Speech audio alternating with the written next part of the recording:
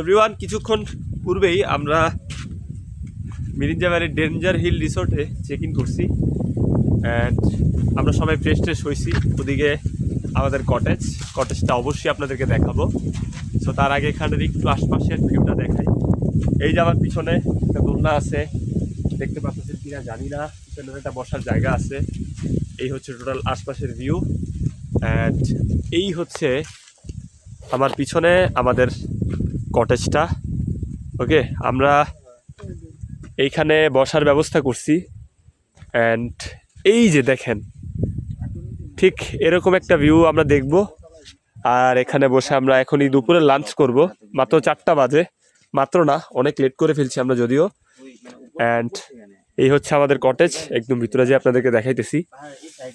একটু এলোমেলো আছে যদিও, আমাদের জামা কাপড়, আমরা মাত্র আসছি। এদিকে 2টা বেড আছে, এদিকে একটা এই যে রাফিও আছে, এদিকে গুতাগুতি করতেছে।